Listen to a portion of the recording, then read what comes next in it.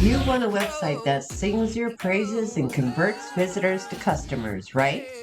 But you don't think you can do it yourself? I'm here to tell you you can, and I will help. Let's do this.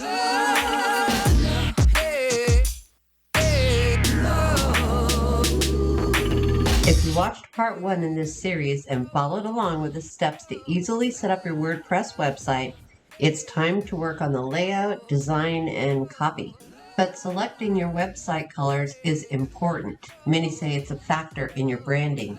Even though I'm more drawn to black, white, and grayscale, it doesn't necessarily fit well with my audience, so think about that.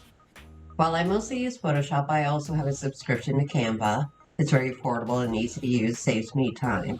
So here we are at canva.com/colors for a little help in making our choices. Let's take a quick look at their color palette and then color meanings. My YouTube colors are hot pink and teal. I'll enter that into the search.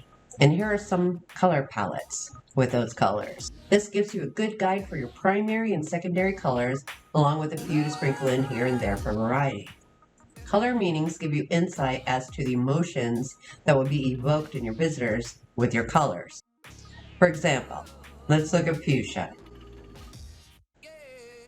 Fuchsia's bright, bold appearance is energizing and uplifting. It's likely to be considered a fun and even provocative shade.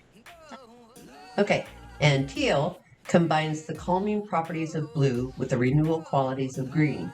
It is a revitalizing and rejuvenating color that also represents open communication and clarity of thought.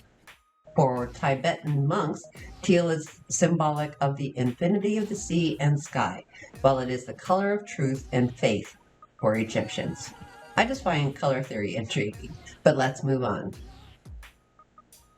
Let's briefly discuss finding the best keywords to use for your business. To do that, let's go to the Google Keywords tool. Now you do need an account to get inside the keyword planner. It doesn't cost money unless you plan on advertising, but our point today is to find the keywords for your niche. Otherwise, just Google keyword tool. There will be many listed. Some are free, some cost to join, but let's take a quick look here, and I will use web design for this example, since that's what I do. My niche is highly competitive and very expensive to run ads. Thankfully, I've never had to run ads for this, though I have run ads for clients. The point of this effort is to see the words people use to search for businesses or services they are interested in. These keywords give you a leg up on figuring out what to include in your copy, your blog post, for SEO, and the like. These results are literally generated by website searchers, and that's so important. So record all the results that pertain to what you're selling and use them to your advantage. By the way, if you found value in this video, I'd so appreciate a thumbs up in exchange for my efforts. And if you want to continue with me in this series,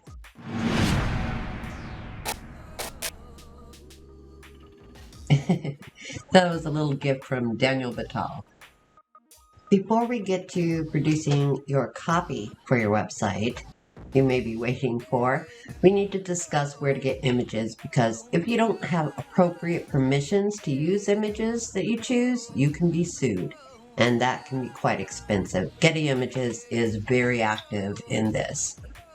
It seems a lot of people go to Google and search for images, not realizing that can happen. So if you decide to use Google anyway, enter your search term and click on Tools, then Usage Rights, and select Creative Commons. That will show you the images you're able to use with permission, though I still don't quite trust that. Instead, you can use sites that specialize in Creative Commons royalty-free images. Just be sure if the use is with or without attribution or optional. Safe and free alternatives include Pixabay. You can search by photos, illustrations, vectors, videos, music, and sound effects. And another is Pexels.